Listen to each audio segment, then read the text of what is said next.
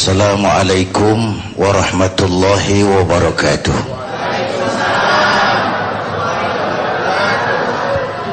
Bapak, Ibu dan pemirsa TV One yang saya cintai, Habib Munzir Al-Musawwa sudah memberikan penjelasan kepada kita mengenai syariah, khususnya yang berkaitan dengan qisas dan diat. Mudah-mudahan itu menambah perbendaharaan ilmu kita dalam memahami syariat Islami, bahwa tidak ada akibat tanpa sebuah sebab. Orang sering hanya melihat akibat dengan tidak melihat penyebabnya. Karena itu Islam adalah seperangkat aturan. Orang Islam, orang yang terikat kepada aturan-aturan yang disebut dengan syariah. Peraturan ini diturunkan oleh Allah Subhanahu wa ta'ala. Logikanya, Allah pencipta manusia. Allah tahu benar kemampuan maksimal manusia. Maka peraturan yang diturunkan Allah yang pencipta manusia tadi pasti sesuai benar untuk manusianya. Allah yang bikin manusia, Allah yang bikin peraturan untuk manusia, pasti peraturan itu cocok untuk manusianya. Pabrik mobil di Jepang bikin mobil namanya Toyota. Lalu dia turunkan peraturan, buku peraturan, ini mobil namanya Toyota. Kecepatannya sekian ratus kilometer per jam. Kalau rusak memperbaikinya ini, onderdilnya ini. Karena pabriknya yang bikin mobil, pabriknya yang keluarin buku, pasti buku itu sesuai dengan mobilnya. Nggak bisa kita punya mobil Toyota rusak, diperbaiki dengan buku petunjuk yang dikeluarkan oleh mobil Fiat. Mobil makin rusak. Jadi kalau manusia kepengen baik, dia harus pakai peraturan yang dibikin oleh manusia, oleh yang bikin manusia, yang dibikin oleh yang bikin manusia. Dia tahu benar tentang kemampuan manusia, dia tahu benar kemampuan manusia maksimal, maka peraturannya pasti sesuai untuk manusia. Contoh, manusia laki-laki senang perempuan, perempuan senang laki-laki, ya Bu? Jangan yang gadis, yang nenek-nenek masih gini. Allah Maha tahu, maka turun syariat, boleh itu, tapi salurkan lewat pintu yang disebut nikah. Inilah hukum. Maka seluruh syariat Islam itu wataknya ada tiga. Pertama, al-musawat bainan nas fi takalifil ahkam. Semua manusia sama dalam berhadapan dengan hukum Allah. Ini dulu, mencapai proses keadilan. Semua sama dalam berhadapan dengan hukum Allah. Dan itu sudah dididik lewat kehidupan masjid. Ini kan kita nih semua sama nih. Nggak ada warga kelas 1 di sini. Coba lihat adab masjid itu sudah ke arah sana. Siapapun masuk masjid, copot sendal, buka sepatu. Lurah masuk masjid, buka sepatu, Rah. Jamaat masuk masjid, buka sepatu, Mat. Gubernur masuk masjid, buka sepatu, Nur. Itu dalam implementasi yang paling kecil. Semua sama di hadapan Allah. Yang paling mulia kan yang paling takwa. Ini sekarang di negeri kita, kalau timbul masalah, nyari yang tanggung jawab, banyakkan yang jawab daripada yang nanggung.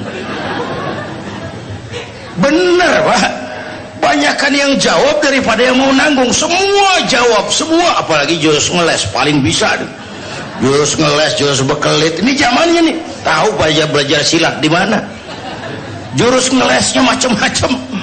Oh, bukan kami yang tanggung jawab, bukan kami. Urusan tanggung jawab, banyakkan yang jawab daripada yang nanggung. Bapak Ibu hadirin yang saya hormati, oleh karena itu sikap al-musawat bainan nas fi takalifil ahkam. Semua manusia sama dalam berhadapan dengan hukum Allah. Tadi sudah jelaskan oleh Habib bagaimana Imam Ali kalah berperkara. Kalah dalam berperkara. Kita tidak kepengen TKI kita dianggap manusia cuma karena punya perkara, tapi waktu bekerja dianggap budak. Itu penghinaan. Kenapa lebih pandai Korea Selatan menghargai orang kerja? Kenapa lebih pintar Taiwan bahkan Hong Kong menghargai orang kerja sebagai pekerja, bukan sebagai budak? Saat bekerja diperlakukan sebagai budak, saat melanggar hukum baru diperlakukan sebagai manusia. Bapak Ibu hadirin yang saya hormati, ora pati diwongke, loh. Orang itu kan kepengen diorangin, dan itu watak syariah. Bapak Ibu hadirin yang saya hormati, saya pernah sampaikan episode apa belum saya lupa, bagaimana Umar bin Khattab, Amr bin Abbas waktu jadi khalifah, di sebelah istananya itu ada gubuk reot kepunyaan Yahudi. Dipanggil si Yahudi ini, kok jelek bener di sebelah rumah kantor khalifah ada gubuk reot. Yahudi sini. Iya Pak. Kamu tahu? Ya nggak tahu Pak. Memang saya belum kasih tahu. Kamu punya gubuk itu punya IMB nggak? Ya nggak ada Pak. Saya bayar? Nggak mau Pak. Saya cuma segubuk-gubuknya. Saya beli 2 kali lipat. Nggak mau Pak. Saya ini golongan makmur, cuma punya rumah sama sumur. Sudahlah, saya bayar 3 kali lipat. Nggak mau Pak. Amr bin As mangkel, panggil kamtib. Kamtib zaman itu. Gusur, ambil derek, ditarik gubuk Yahudi itu. Wah, kerubuh. Berlinang air mata si Yahudi. Begini nasibnya orang kecil. Diderek, digusur rumah saya. Ini Amr bin As kan gubernur, di atasnya masih ada khalifah. Saya mau lapor ke atasannya. Laporlah Yahudi ini menuju Medina. Bayangkan Mesir, Medina, cuma untuk cari keadilan. Sambil jalan sambil berpikir, gubernurnya aja sadis begini, apalagi presidennya. Gubernurnya main tarik, main gusur. Saya Yahudi bukan Muslim, apa diterima pengaduan saya? Sampai di Medina, cari alamat khalifah. Ketemu orang lagi tidur di atas daun korma di depan masjid. Selamat siang Pak. Siang. Saya cari Khalifah Umar bin Khattab. Ada. Istananya di mana Pak? Di atas lumpur. Pengawalnya banyak Pak? Banyak. Yatim piatu, orang-orang lemah, orang-orang jompo, janda-janda, tua.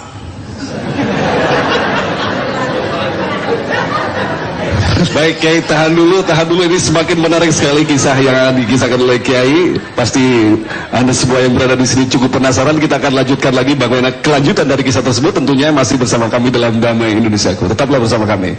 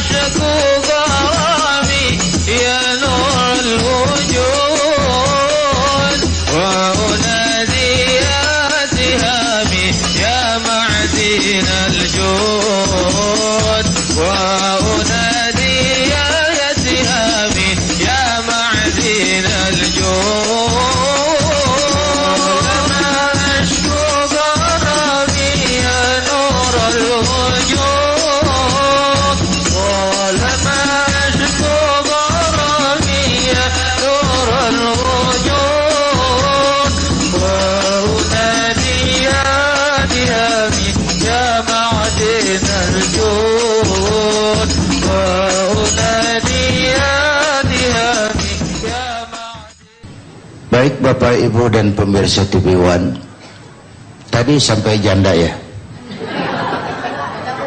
Jahat. Ya. Lalu si Yahudi tadi tanya lagi, Pak, kalau itu pengawal Khalifah Umar, pakaian kebesarannya apa Pak? Biasanya kan pejabat tinggi itu pakai yang mahal-mahal. Oh iya, pakaian kebesarannya cuma dua. Apa itu, Pak? Malu dan takwa. Itu pakaian yang dia pakai selalu dalam melaksanakan tugas sebagai khalifah. Pakaian kebesarannya cuma dua, malu dan takwa. Itu yang tidak banyak dimiliki pejabat kita sekarang. Pakaiannya bagus-bagus tapi perbuatannya jelek-jelek. Ini pejabat di luar negeri.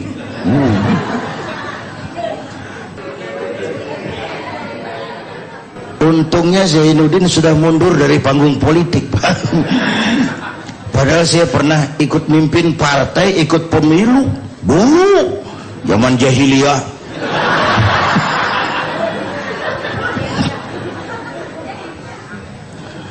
Pakaiannya cuma malu dan takwa. Ini budaya malu yang tipis ini, setipis kulit bawang. Kadang-kadang malu sama atasan tapi nggak malu sama Tuhan. Ini kacau nih. Sama atasan takut, sama Tuhan berani. Ini kan lewatan. Pakaiannya malu dan takwa. Orangnya di mana? Orangnya di mana sekarang, Pak? Di depan kamu. Jadi, iya. Bapak, iya. Bapak Umar yang kamu cari, saya. Oh, saya mau lapor, Pak. Lapor apa? Gubernur Bapak di Mesir tuh sadis, Pak. Saya punya gubuk segitu-gitunya, dia mau ambil, saya nggak mau. Dibeli 2 kali lipat, saya nggak terima. Terus Kamtib dipanggil, Pak. Derek gubuk saya nuntut keadilan. Oh gitu, iya. Yahudi, kamu lihat tempat sampah itu, lihat, Pak. Di situ banyak tulang kurma, tulang onta. Tulang onta. Peka bener, kalau orang salah ngerti bener. Ambil satu tulang yang agak panjang, bawa ke sini. Bingung nih Yahudi. Pak, saya dari Mesir jauh-jauh ke sini mau cari keadilan, Pak. Kalau tulang mah di sana juga banyak. Sudahlah, kau bawa saja ke sini. Diambil satu tulang agak panjang, dibawa ke khalifah. Itu dicabut pedangnya, itu tulang digaris lurus.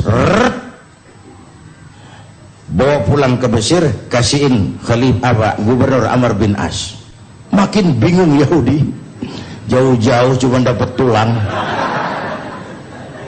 Tapi sudahlah, berangkat pulang ke Mesir. Sampai di kantor gubernur, langsung ketemu. Lapor, Gubernur. Apa, Pak? Saya dari pusat. Pusat. Saya ketemu khalifah, ketemu presiden. Terus, ini tulang. Diambil tulang tuh, ada garis lurus di situ. Gemeter Amr bin As. Keringet kayak biji jagung ngetes. Gemeter, pucat. Yahudi. Iya, Pak. Gubukmu ambil kembali. Kepala Kamtib, sini. Diriin lagi rumahnya. Diriin. Nggak jadi. Makin bingung Yahudi. Ini ada gubernur dapat tulang gemeter.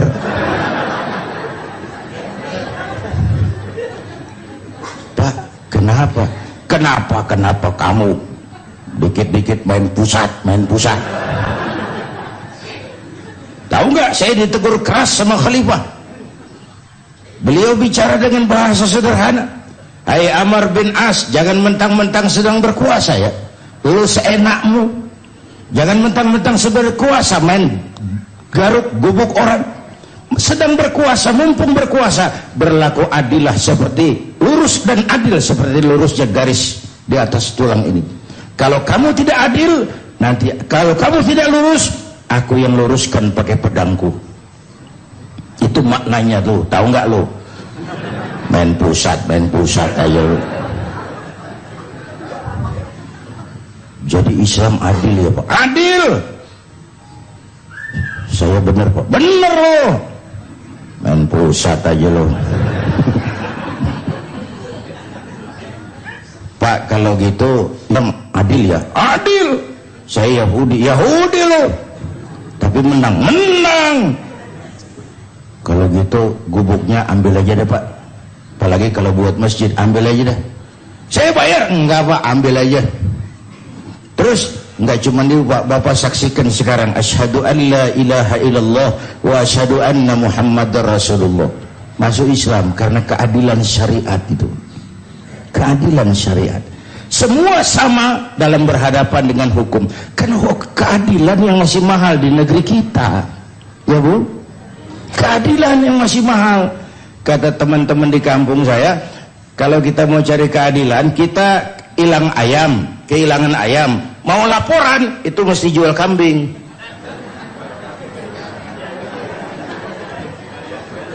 Nanti diurus perkaranya, kepengen menang, mesti jual sapi. Gara-gara laporan ayam hilang, kambing hilang, sapi kejual. Itu harga keadilan, masih sangat mahal. Nah, Islam mengajarkan semua sama dalam berhadapan dengan hukum. Itu satu. Yang kedua, sifat syariat itu adamul haraj. Ada tahapan. Ngono ya ngono ning ojo koyo ngono. Itu adamul haraj, Pak. Adamul haraj. Tadi istilahnya Habib Munzir, kesiapan masyarakat dalam melaksanakan sebuah hukum. Kesiapan masyarakat. Ada tahapan. Dulu masyarakat jahiliyah itu sedang mabuk Pak, minum arak. Kalau sudah minum mabuk, tidak cukup minum, mandi pakai arak. Menghadapi masyarakat begini, ada tahapan yang ditempuh syariat. Pertama, jangan kamu dekati sholat kalau kamu sedang mabuk. Tahap pertama, Quran cuma bilang mereka bertanya kepadamu tentang arak dan judi. Katakan ada manfaatnya, ada mudaratnya. Mudaratnya lebih besar dari manfaatnya. Baru dikasih warning supaya jauh. Mulai agak menjauh, turun peringatan kedua, la taqrabus sholata wa antum sukara. Jangan dekati sholat kalau mabuk.